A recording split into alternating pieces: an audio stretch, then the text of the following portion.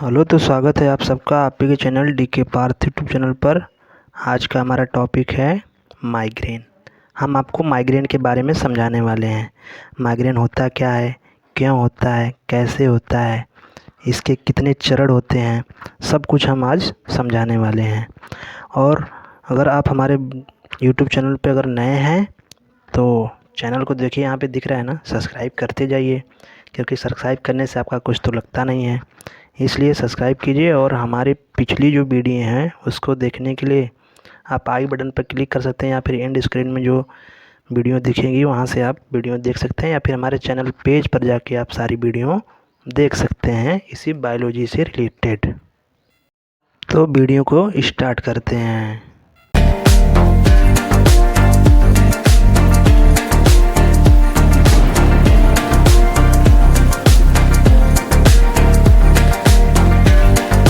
तो देखते हैं कि माइग्रेन के हम कितने पॉइंट डिस्कस करने वाले हैं। पहला इंट्रोडक्शन, फिर definition, migraine trigger, phase, classification, pathophysiology and diagnosis. ये 7 पॉइंट हम आपको समझाने वाले हैं। माइग्रेन के बारे में हम समझते हैं introduction. Migraine is a one of the common cause of recurrent headache. ये रिकरेंट हेडेक क्या होता है, इसका जो कॉमन कारण है वो रिकरेंट हेडेक। हेडेक समझ लेते हैं, हेडेक क्या होता है। हेडेक जो होता है वो आपके जो ब्रेन है, आपका जो सिर है, उसके ब्रेन के सिर के किसी भी पार्ट में जब दर्द होता है, पेन होता है, वही आपका हेडेक कहलाता है। अब हेडेक के अंतर्गत भी कई चीज़ें आती हैं कि उसमें कुछ और साइड इफ़ेक्ट उसका होता है उसके अंदर, उसको हम देखेंगे आगे। लेकिन हेडेक का मतलब बस इतना होता है कि सर के किसी भाग में पेन होना, दर्द होना ही हेडेक कहलाता है। तो माइग्रेन में क्या होता है, दर्द ही होता है सर में। तो सबसे पहला जो मेन कारण है वो क्या होता है, सामान्य कारण, वो हेडेक होता है कि बार बार हेडेक होता है। According to ISH, migraine constitutes 16% of the primary headache.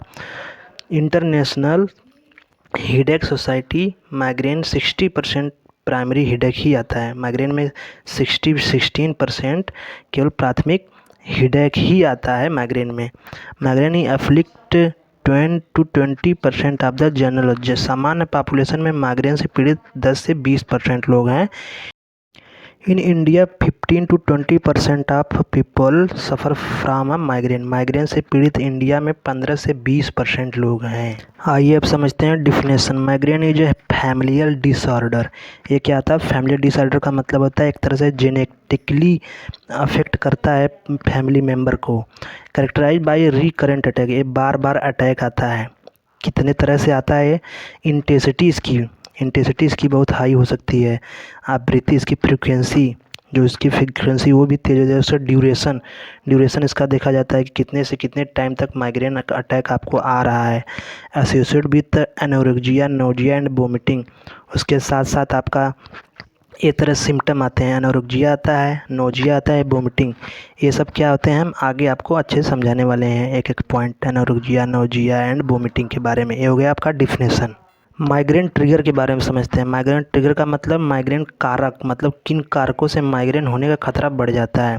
पहला है डिस्टर्ब्ड स्लीप पैटर्न। आपका जो सोने का तरीका है उसमें अगर डिस्टर्बेंस आ जाए आपकी नींद में, तो भी होने का चांसेस बढ़ जाता है। हार्मोनल चेंज, आपके शरीर में जो हार्मोन का चेंजेज होता है उसकी वजह से।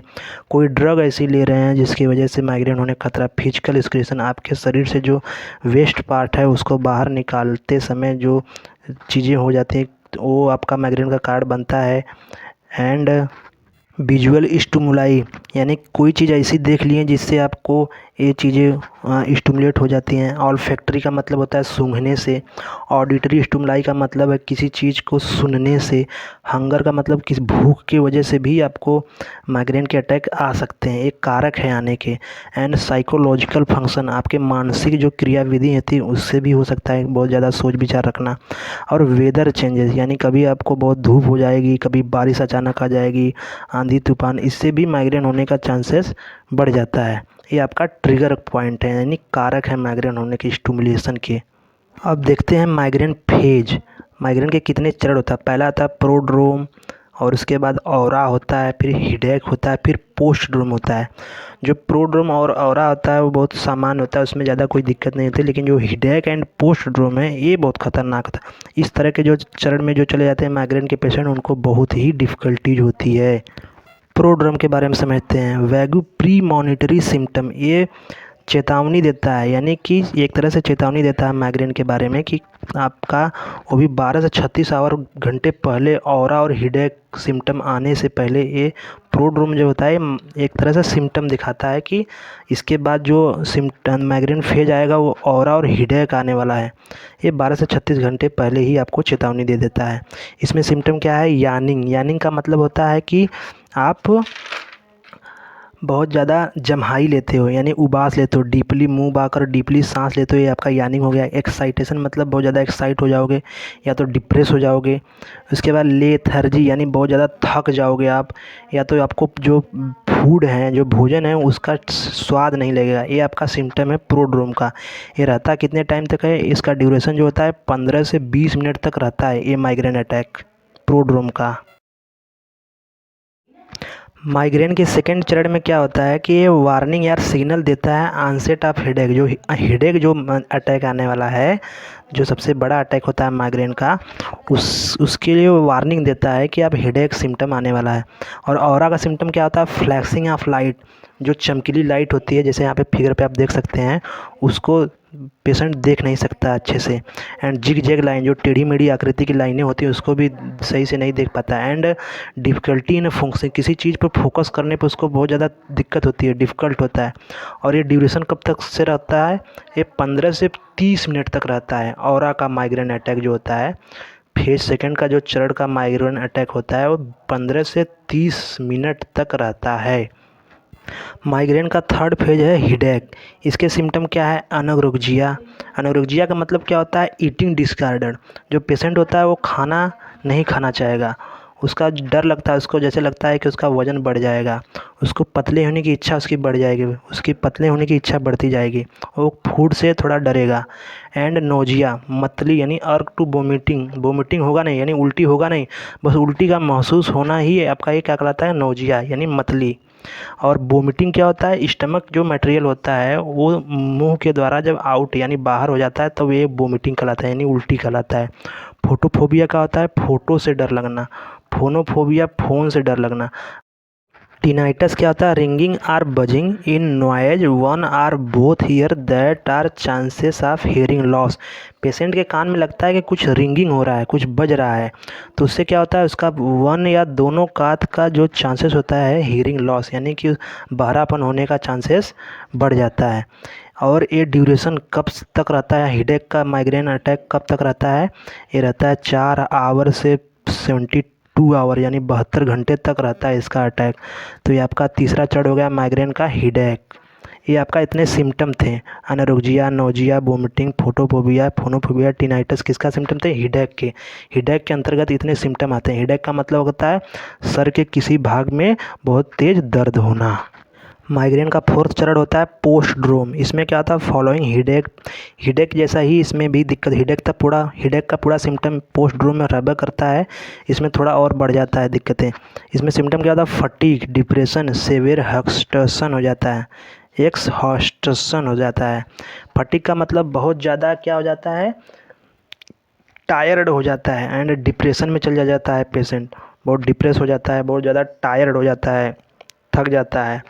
और इसमें क्या होता है? इसका जो ड्यूरेशन है कितने तक रहता है? फ्यू आवर, यानी कुछ घंटों से ये 2 दिन तक का अटैक रह सकता है एक बार अगर आता है तो ये बहुत गंभीर हो जाता है। माइग्रेन फेज जो पोस्ट्रोम है, सबसे लास्ट चरण, इसमें जब आता है पेशेंट तो इसको बहुत ज़्यादा दिक्कत है। एक बार अटैक आएगा तो 2-2 दिन अटैक आता ही रहेगा, बहुत ज़्यादा पेशेंट सीवियर हो जाता है।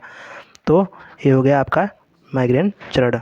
अब माइग्रेन की समझते हैं पैथोफिजियोलॉजी। पैथोफिजियोलॉजी का मतलब ये होता कैसे है, होने का कारण क्या है, यानी कि जो फार्माकोलॉजिकली जो आपके बॉडी में जो चेंजेस होते हैं वैसे कैसे होता है माइग्रेन।